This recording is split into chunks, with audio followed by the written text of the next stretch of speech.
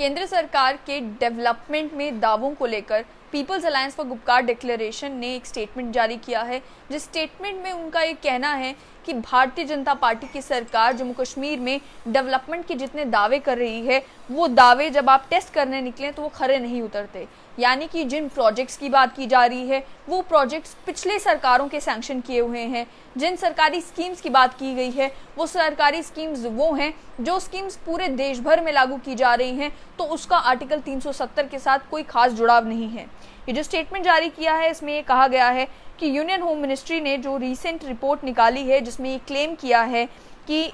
जो सपना था एक नेशन एक लॉ और एक सिंबल का, उसे तो पूरा कर दिया गया है और आर्टिकल 370 के कुछ प्रोविजंस के इफेक्टिव रिमूवल के बाद जो पिक्चर है जम्मू कश्मीर लद्दाख में वो बदलना शुरू हो गई है। लेकिन पीएजीडी का ये कहना है कि उनका ये क्लेम रियलिटी से काफ़ी दूर है। रियलिटी ये है कि जम्मू कश्मीर में सिस्टमिक डिसएम्पावरमेंट लोग फील कर रहे हैं और वो कंटिन्यू कर रही है ब्यूरोक्रेटिक रूल की वजह से। साथ ही में पीएजीडी ने अपनी स्टेटमेंट में एक एक प्रोजेक्ट जो मेंशन किया गया है यूनियन होम मिनिस्ट्री की इस बुकलेट में उसके ऊपर सवाल खड़े किए हैं। ये कहा है कि जो प्रोजेक्ट्स बुकलेट में मेंशन किए गए हैं जिसमें कि ये जो प्रोजेक्ट शुरू हुए हैं ये आर्टिकल 370 के एब्रोगेशन का आउटकम है। रियलिटी ये है कि Nashri tunnel, Zoji La tunnel, establishment of 50 degree colleges और अन्य जो मेडिकल कॉलेजेस जम्मू कश्मीर में बनाए गए हैं ये सारे वो प्रोजेक्ट्स हैं जो आर्टिकल 370 की एब्रोगेशन के पहले ही अप्रूव हो चुके थे। साथ ही में पीएजीडी ने अपनी स्टेटमेंट में ये भी कहा है कि 7 नवंबर 2015 को प्राइम मिनिस्टर नरेंद्र मोदी ने श्रीनगर में ये अनाउंस किया था कि एक रिकंस्ट्रक्शन प्रोग्राम चलाया जाएगा पीडीपी बीजेपी कोalition गवर्नमेंट के तहत। 80,000 करोड़ का ये जो प्रोजेक्ट है इसे प्राइम मिनिस्टर्स डेवलपमेंट पैकेज के नाम से कहा जाएगा और इसका मकसद ये होगा कि जो social economic infrastructure Jammu Kashmir में है उसे बढ़ावा दिया जाए, उसे स्ट्रेंथन किया जाए और जम्मू कश्मीर में डेवलपमेंट की जाए। ये भी क्लेम किया गया कि रीऑर्गेनाइजेशन जो स्टेट की हुई उसके बाद 53 प्रोजेक्ट्स जो हैं 58,477 करोड़ के जम्मू कश्मीर में, 9 प्रोजेक्ट्स 21,441 करोड़ के लद्दाख में जो हैं वो अंडर प्रोग्रेस हैं। और ये जो सभी प्रोजेक्ट्स चल रहे हैं ये सभी प्रोजेक्ट्स प्राइम मिनिस्टर के 2015 के पैकेज के चलते चल रहे हैं। पीएजीडी अपने स्टेटमेंट में सवाल पूछती है कि कैसे देखा जा सकता है। यानी कि साफ तौर पर सवाल ये किया गया है कि जो प्रोजेक्ट्स 2015 में प्राइम मिनिस्टर ने अनाउंस किए थे, पीएजीडी का ये कहना है कि ये कहती है कि हमने कई सारे लॉज इंप्लीमेंट कर दिए जैसे लैंड रिफॉर्म्स, आरटीआई एक्ट जो ऑलरेडी भी जम्मू कश्मीर में इफेक्टिव थे। ये एक झूठ है जो जम्मू कश्मीर की जो ये एक झूठ फैलाया जा रहा है, जबकि जम्मू कश्मीर की सरकार ऑलरेडी एक पायनियर रही है ऐसे रेवोल्यूशनरी लैंड रिफॉर्म लॉज लाने में जो कि बाकी किसी स्टेट ने एक्सेप्ट फॉर केरला नहीं किया है। साथ ही में जम्मू कश्मीर का अपना एक आरटीआई एक्ट था जो कि यूनियन लॉ से ज़्यादा स्ट्रॉन्ग था, उसे जो रिपील किया गया है उसकी वजह से काफ़ी क्योस और कॉम्प्लिकेशंस जम्मू कश्मीर में आई हैं। पीएजीडी का ये भी कहना है कि बिना फैक्ट्स को जाने हुए भारतीय जनता पार्टी ने ये कहा है कि लोग जो जम्मू कश्मीर में थे उन्हें इन्फॉर्मेशन लेने का कोई अधिकार नहीं था राइट टू इन्फॉर्मेशन एक्ट में, जब तक आर्टिकल 370 के प्रोविजंस को डाइल्यूट नहीं किया गया था। वहीं अगर बात की जाए एम्प्लॉयमेंट फ्रंट की, उसको लेकर भी पीएजीडी ने अपनी स्टेटमेंट में कहा है कि हम बाकी जितनी स्टेट्स हैं वहाँ से काफ़ी पीछे चल रहे हैं और हाईएस्ट अनएम्प्लॉयमेंट प्रोपोर्शन जो है वो देखने को मिला है इस पीरियड में as compare to the pre August 2019 period. जो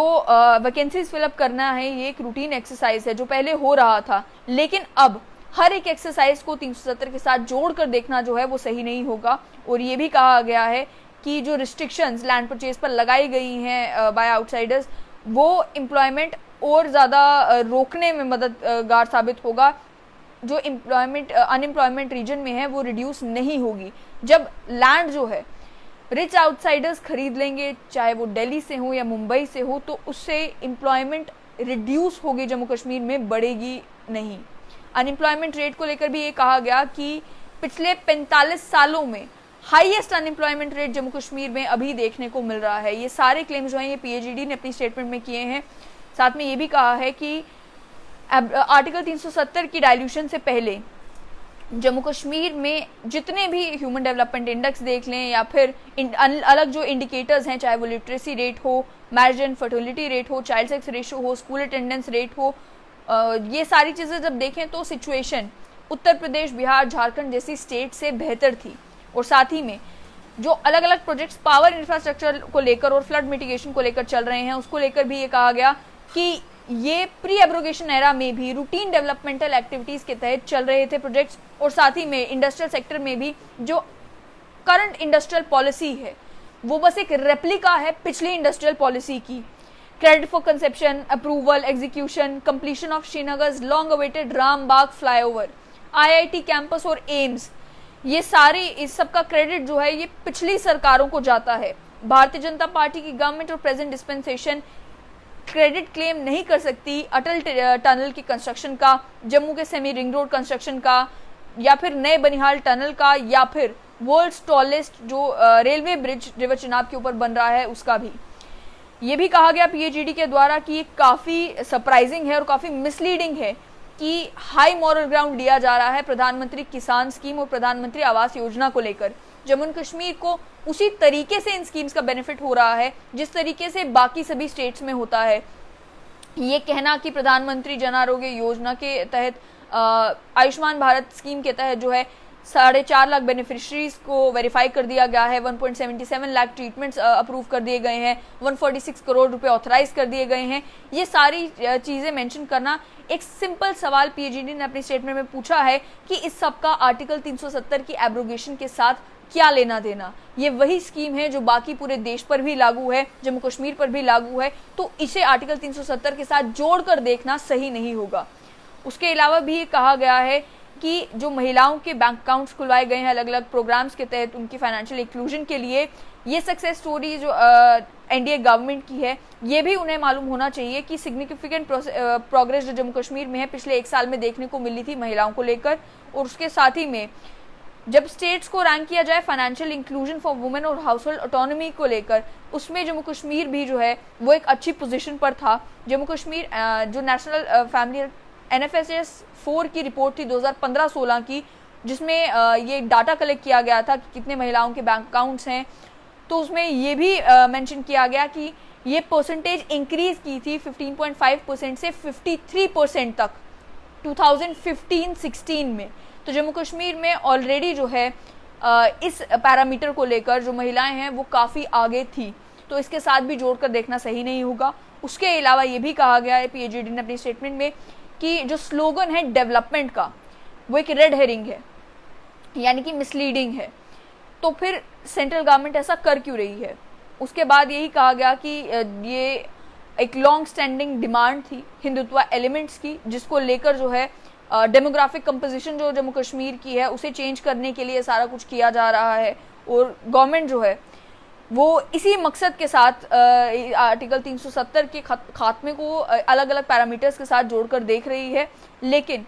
जो करंट सिचुएशन है उस करंट सिचुएशन को जिस तरीके से देखना चाहिए, जो current economic situation Jammu Kashmir की है उसे जिस तरीके से देखना चाहिए वो देखा नहीं जा रहा। जो प्रेजेंस थी आर्टिकल 370 की PAGD के स्टेटमेंट में कहा गया है कि वो एक इम्पेडिमेंट नहीं था ओवरऑल डेवलपमेंट में, जैसा कि क्लेम किया जा रहा है सरकार के द्वारा। जितने भी सरकारी डाटा है या सर्वेज हैं वो ये इंडिकेट करता है कि जो सभी ह्यूमन डेवलपमेंट इंडेक्सेस में